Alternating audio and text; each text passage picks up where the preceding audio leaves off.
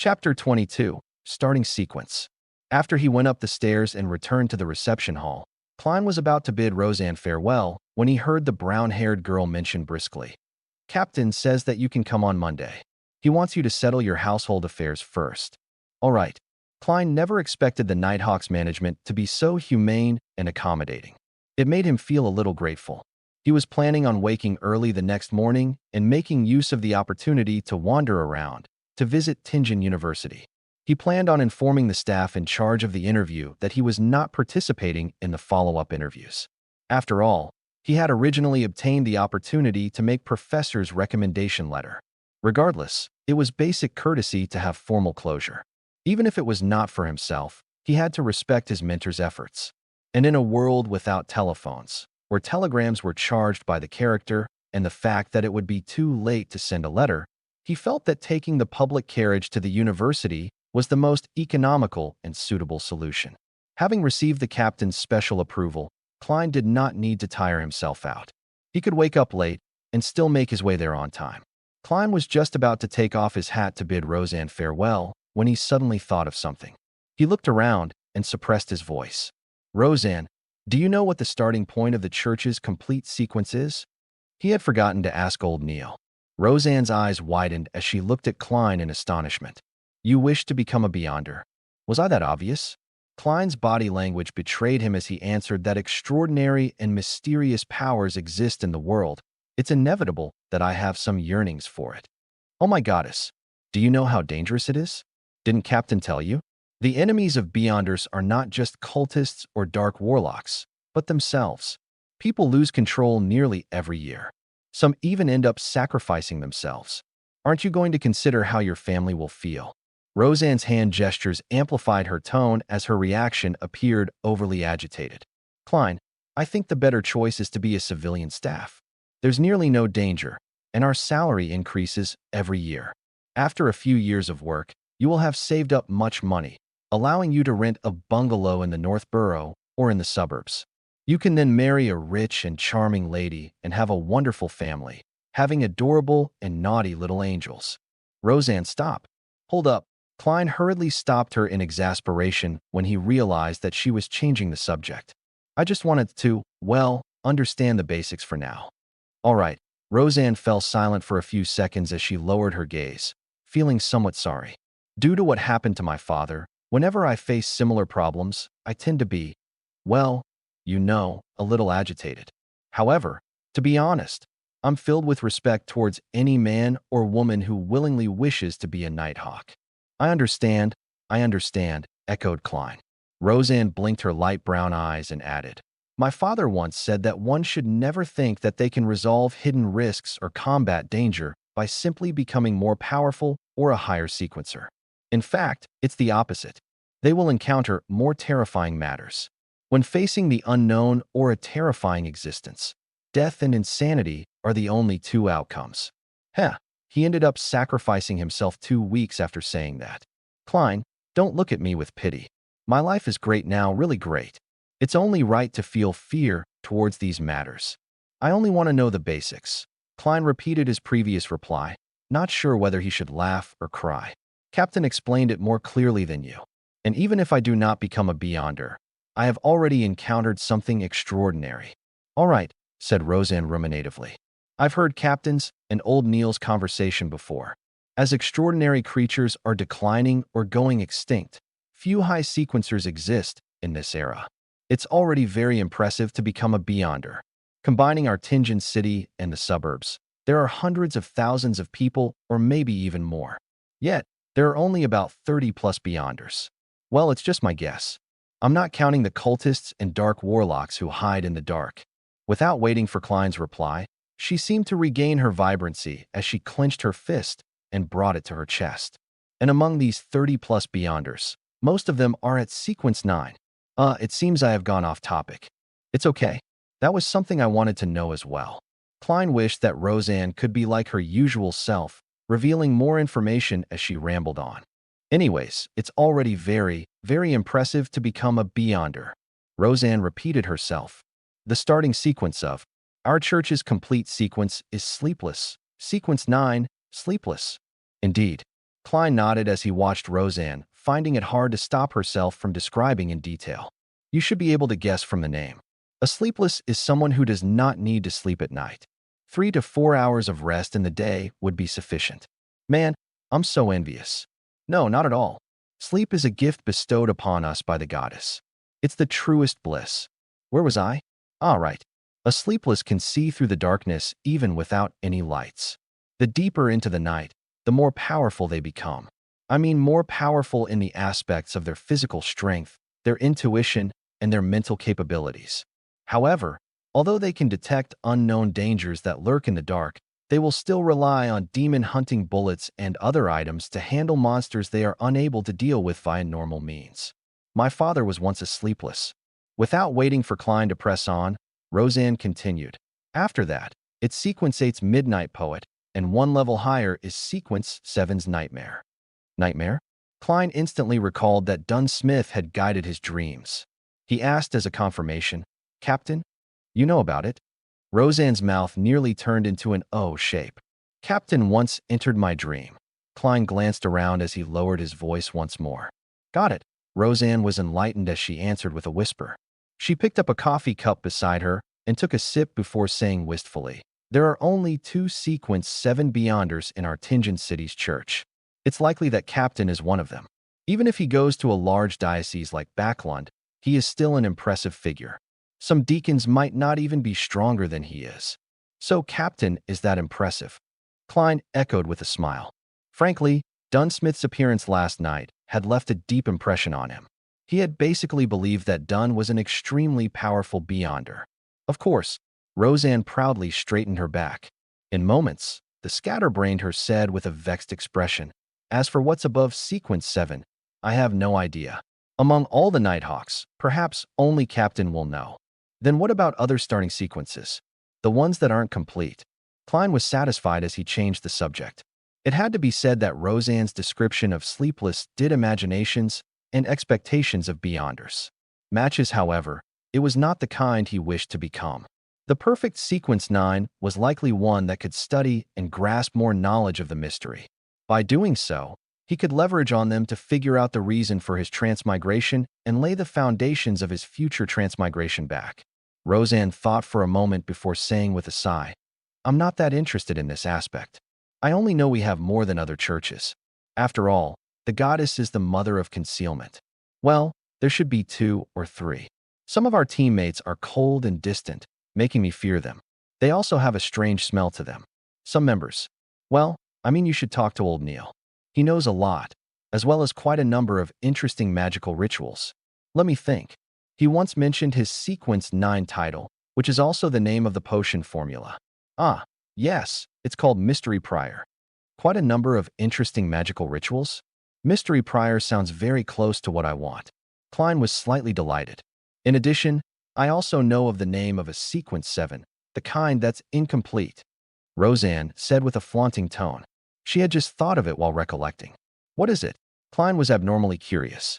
In a world where high sequencers were scarce to the point of them possibly not existing, Sequence 7 was probably considered quite a potent force in the church. Roseanne revealed a sweet smile as she replied smugly, Spirit medium. Ma'am Daly, asked Klein subconsciously. After his initial surprise, he realized that it was nothing unexpected. Only a Sequence 7 Beyonder could achieve such an impressive performance as a medium. Roseanne's eyes widened once again as she said in disbelief, how do you know of that too? I've met Ma'am Daly. Klein did not hide the matter. All right, said Roseanne with an envious tone. If I can become a spirit medium, one just like Ma'am Daly, then I'll be willing to be a Beyonder. No, I'll consider it carefully for 10 minutes.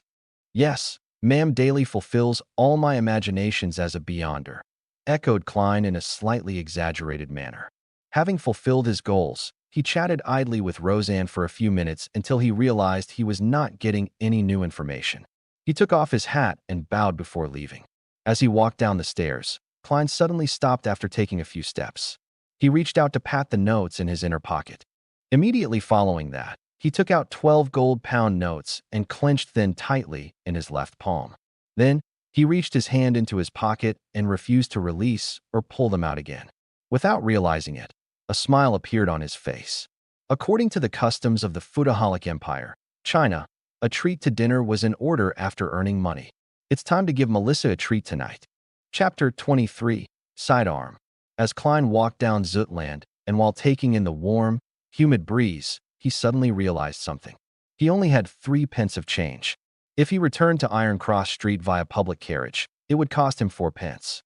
If he were to hand over a 1 gold pound note, it would be akin to using a $100 bill to buy a bottle of cheap mineral water back on Earth. There was nothing wrong with that, but it was just quite awkward to do so. Should I use 3 pence to travel 3 kilometers and walk the rest of the journey? Klein reached into his pocket with one hand as he slowed down his pace, considering other solutions. That won't do. Soon, he rejected the idea. It would take him a while to walk the remaining journey. Considering how he was carrying 12 pounds, a massive fortune, it was not safe. Furthermore, he had deliberately not brought the revolver with him, afraid that the Nighthawks would confiscate it. If he were to encounter the danger that instigated Welch's death, there was no way he could fight back. Get some change from a nearby bank? No way. There's a 0.5% processing fee. That's way too extravagant. Klein shook his head silently. Just the thought of the fees involved pained his heart. Having ruled out one solution after another, Klein's eyes suddenly lit up when he saw a clothing shop in front of him. That's right. Wouldn't the normal course of action be to buy something appropriately priced to get some change? A formal suit, shirt, vest, trousers, leather boots, and a cane were all within budget. They had to be bought sooner or later. Oh, it's very troublesome when fitting clothes. Besides, Benson knows more about this than me and he's better at bargaining. I should consider it only after he's back. Then should I buy a cane? That's right. As the saying goes, a cane is a gentleman's best choice of defense. It is half as good as a crowbar. A gun in one hand and a cane in the other is the combat style of a civilized person. After debating internally, Klein made up his mind. He turned around and entered the clothing shop, Wilker Clothing and Hats. The clothing store's layout resembled the clothing stores on Earth. The left wall was filled with rows of formal attires. The middle rows were decked with things like shirts, trousers, vests, and bow ties. On the right were leather shoes and boots placed inside glass cabinets. Sir, may I help you? A male salesperson dressed in a white shirt and red vest came over and asked politely. In Lone Kingdom, rich and powerful gentlemen of high standing enjoyed wearing black suits consisting of white shirts matched with black vests and trousers. Their colors were relatively monotonous, so they required their male servants, salespeople, and service attendants to dress more brightly and colorfully in order to distinguish themselves from their masters. In contrast, ladies and mistresses wore dresses of all kinds and glamorous fashions. As such, maidservants would wear black and white. Klein thought for a moment before answering the male salesperson's question. A cane. Something that's heavier and harder. The kind that can crack the skulls of others. The red-vested salesperson sized up Klein furtively before leading him into the store.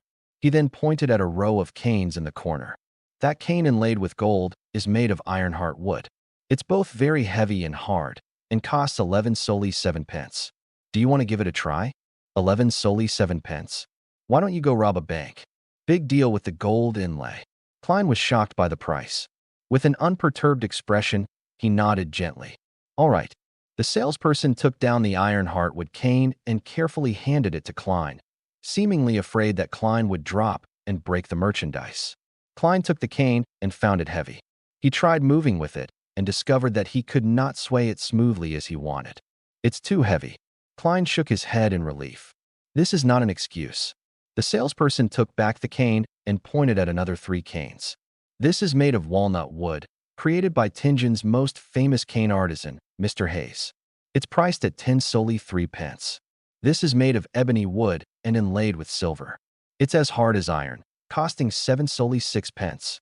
This is made from the core of a white bolly tree and also inlaid with silver, costing 7 solely 10 pence. Klein tried each one of them and found them of appropriate weight.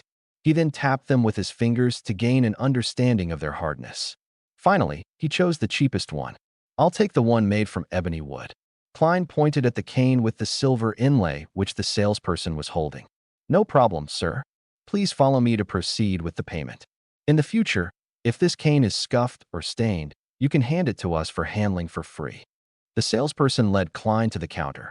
Klein took the opportunity to release the 4 gold-pound notes from the smaller denominations. "Good day, sir. It will be 7 soles 6 pence." The cashier behind the counter greeted with a smile.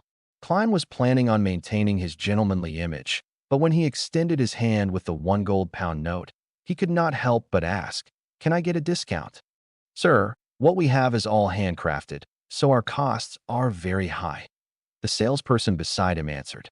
"Since our boss isn't here, we are unable to lower the prices." The cashier behind the counter added, "Sir, sorry about that." "All right." Klein handed the note over and received the black silver inlaid cane. While waiting for the change to be given to him, he took a few steps back and distanced himself from them. He swung around his sidearm as a test. Whoosh, whoosh, whoosh. The wind sounded heavy when the cane sliced through the air. Klein nodded in satisfaction. He looked forward again, prepared to see notes and coins, but was appalled to see the red-vested salesperson retreating far away. The cashier behind the counter had retracted into a corner, leaning close to a double-barreled shotgun hanging to the wall. The LOM Kingdom had a semi-regulated policy on firearms. To possess a firearm, one needed to apply for an all-purpose weapon permit or a hunter's license. Regardless of which type, one could still not be in possession of restricted military firearms such as repeaters, steam-pressured guns, or 6-barrel machine guns. An all-purpose weapon permit could be used to purchase or store any kind of civilian firearm, but earning the certificate was extremely troublesome. Even merchants of substantial standing might not be approved. A hunter's license was relatively easy. Even farmers in the suburbs could receive approval. However, the license was limited to hunting guns with restricted numbers. People with sizable assets would tend to apply for one to use it for self-defense in emergency situations, such as now. Klein looked at the 2 wary salespeople as the corners of his mouth twitched. He chuckled dryly. "Not bad. This cane is perfect for swinging. I'm very pleased." Realizing that he had no intention to assault them, the cashier behind the counter relaxed. He handed over the notes and coins he had taken out over with both hands. Klein took a look at what he received and saw 2 5-soldi notes, 2 1-soldi notes, a 5-pence coin, and a 1-penny coin. He could not help but nod inwardly. After a 2-second pause, he ignored the way the salespeople looked at him and unfurled the 4 notes towards the light to ensure that the anti-counterfeit watermarks were present. Klein put away the notes and coins when he was done. With the cane in hand, he tipped his hat and walked out of Wilker Clothing and Hats. He extravagantly spent 6 pence by taking a short-distance trackless carriage before transferring once before reaching home safe and sound.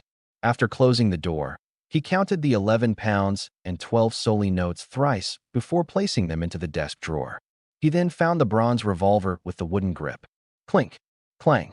5 brass bullets fell onto the table when Klein inserted the silver demon hunting bullets, which had complicated patterns, and the dark sacred emblem into the revolver cylinder. Like before, he only inserted 5 rounds and left an empty spot to prevent any misfires. The remaining rounds were placed together with the 5 ordinary bullets in a small iron case. "Huh!" He snapped the cylinder in place, giving him a sense of security. He excitedly lodged the revolver into the holster at his armpit and buckled it securely.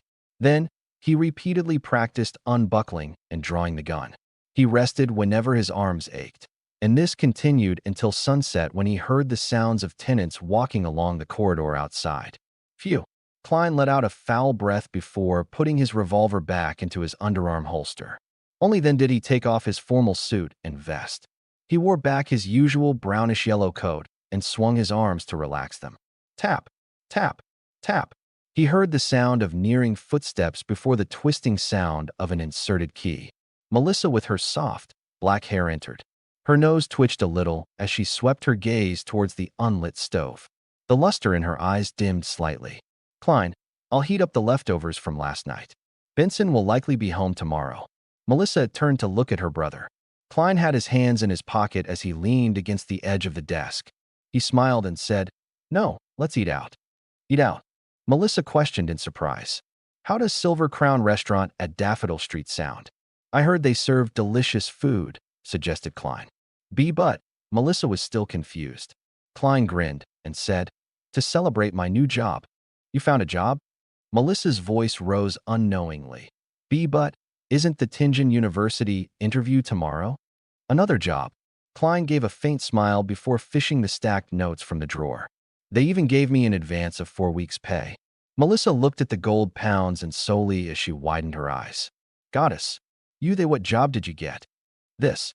Klein's expression froze as he deliberated on his words. A security company whose mission is to seek, collect, and protect ancient relics. They were in need of a professional consultant. It's a 5-year contract, earning me £3 a week. Were you vexing over this last night? Asked Melissa after a moment of silence. Klein nodded. Yes, although being an academic at Tianjin University is respectable, I prefer this job. Well, it isn't bad either. Melissa gave an encouraging smile. She asked half suspiciously and half curiously, why would they give you an advance payment of 4 full weeks? It's because we need to move. We need a place with more rooms and a bathroom that belongs to us, said Klein while grinning and shrugging. He felt that his smile was impeccable, just short of the word surprised. Melissa was stunned momentarily before she suddenly spoke out in a fluster. Klein, we are living quite well now. My occasional grumblings of not having a personal bathroom is just a habit. Do you remember Jenny? She lived next door to us, but ever since her father was injured and lost his job, they had no choice but to move to Lower Street. The family of 5 ended up staying in one room, with 3 of them sleeping in a bunk bed and 2 of them sleeping on the ground. They even wished to rent the remaining empty spot to someone. Compared to them, we are really very lucky. Don't waste your salary on this matter. Besides, I love Mrs. Smiron's bakery. Sis, why is your reaction completely different from how it played out in my head? Klein's expression went blank when he heard his sister. Chapter 24, Penny Pincher. The sky outside was gradually dyed golden as Klein looked into Melissa's eyes. He was momentarily at a loss for words. None of the lines he prepared could be used. He coughed lightly twice as he quickly racked his brains. Melissa, this isn't a waste of salary. In the future, my colleagues, as well as Benson's colleagues, might visit. Are we going to host them in such a place? When Benson and I get married and have wives, are we still going to sleep in bunk beds? None of you have fiancés yet, right? We can wait a little while and save up more money in the meantime, answered Melissa in a logically concise manner. No, Melissa, this is a societal rule. Klein was stumped and could only count on lofty principles. Since I'm earning £3 a week, I should look like I'm earning £3 a week. To be honest, having rented an apartment before with others, Zhou Mingrui was no stranger to his present living conditions as Klein. He was very used to it, but it was because of his past inconvenience such an experience that he knew how. Environment was for a girl. Furthermore, his goal was to become a beyonder and study mysticism to find his way home. In the future, he was bound to conduct some magical rituals at home. Having too many people in the apartment building made incidents prone to happen. Klein saw that Melissa was about to continue arguing and hurriedly added, "Don't worry. I'm not planning to get a bungalow, but probably a terrace. Basically, it has to have a bathroom we can call ours. Also, I like Mrs. Smiron's bread, Tianjin biscuits, and lemon cakes too. We can first consider places near Iron Cross Street and Daffodil Street." Melissa pouted her lips slightly and fell silent for a moment before nodding slowly. Besides, I'm in no rush to move either. We have to wait for Benson to return, said Klein with a chuckle. We can't have him be shocked when he opens the door to find nothing, right? Imagine him saying in astonishment, "Where are my things? Where are my siblings? Where's my home? Is this my home? Did I make a mistake? Goddess, wake me up if this is a dream. Why is my home gone after a few days of absence?" His mimicking of Benson's tone made Melissa involuntarily smile as her eyes scrunched up and revealed her shallow dimples. No, Mr. Frankie would definitely be waiting by the door to get Benson to hand over the apartment keys. Benson wouldn't even be able to come up. The girl disparaged the miserly landlord. In the Moretti household, all of them would like to make Mr. Frankie the butt of their jokes for every trivial and major matter. It was all thanks to Benson who initiated this practice. Right? There's no way he would switch locks for the tenants after us, Klein echoed with a smile. He pointed at the door and quipped, "Miss Melissa, shall we head to Silver Crown Restaurant for a celebration?" Melissa sighed gently and said, "Klein, do you know Selena? My classmate and my good friend." Selena? An image of a girl with wine-red hair and deep brown eyes surfaced in Klein's mind. Her parents were Evernight goddess believers. They had named her after Saint Selena as a blessing. She was not yet 16 and was half a year younger than Melissa. She was a happy, cheerful, and outgoing lady. Yes, Klein nodded in affirmation. Her elder brother, Chris, is a lawyer. He currently earns close to £3 a week as well. His fiancée works part-time as a typist, described Melissa. They have been engaged for more than 4 years. To ensure a decent and stable life after marriage, they are still saving money to this very day. They have yet to go down the wedding aisle and plan to wait for at least another year. According to Selena, there are many people like her brother. They typically get married after 28. You have to make advanced preparations and save up. Don't squander your money. It's just a meal at a restaurant. Is there a need to preach at me? Klein was rendered at a loss whether to laugh or cry. After a few seconds of thought, he said, Melissa, I'm already earning £3 a week, and I'll have increments every year. There's no need for you to worry. But we need to save some money in the case of any unexpected emergencies. For example, what if that security company suddenly closes down? I have a classmate whose father's company went bankrupt. He had to find temporary work at the pier, and their living conditions turned terrible instantly. She had no choice but to quit school, advised Melissa with a serious expression. Klein extended his hand to cover his face. That security company and the government. Yes, it has some connections with the government.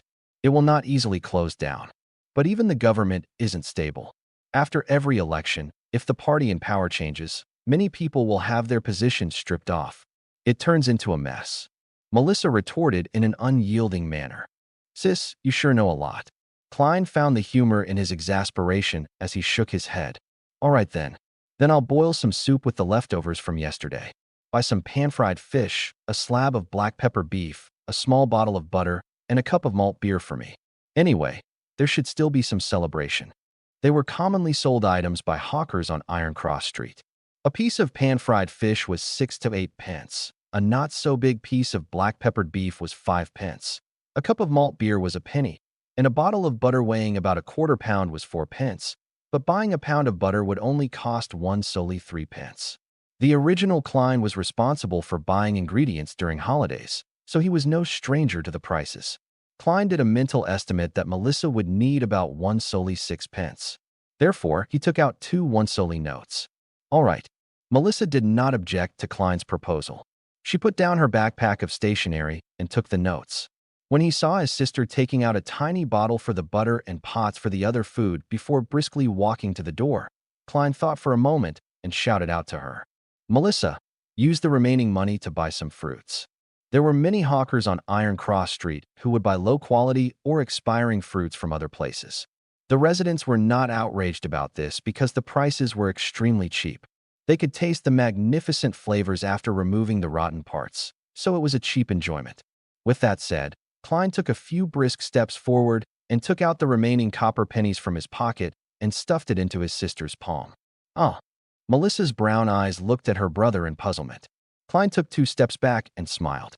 Remember to go to Mrs. Smiron's. Reward yourself with a tiny lemon cake. Melissa's mouth widened as she blinked.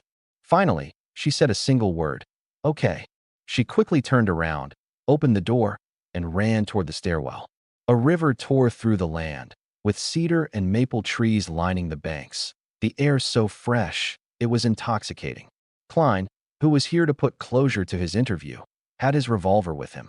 He held his cane and paid 6 pence for the public carriage. He walked down a cemented path and approached a 3-story stone building which was shaded by greenery. It was Tianjin University's administrative block. It's truly worthy of being one of the 2 major universities of the LOM Kingdom. With this being his first time here, Klein sighed as he walked. Compared to Tianjin University, Koei University right across the river could only be described as shabby. Heave-ho, heave-ho.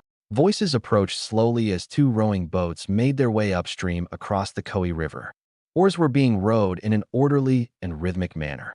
This was a rowing sport that was popular among all the universities in the LOM Kingdom.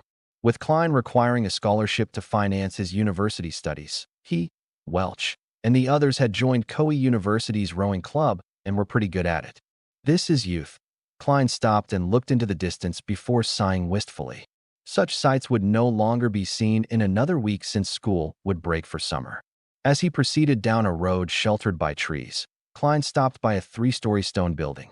He entered after successfully registering himself and easily found his way to the office of the person who attended to him the other time. Knock, knock, knock. He knocked lightly on the half-closed door. Come in. A man's voice sounded from inside. A middle-aged instructor dressed in a white shirt and black tuxedo frowned when he saw Klein enter. There's another hour until the interview. Mr. Stone, do you still remember me?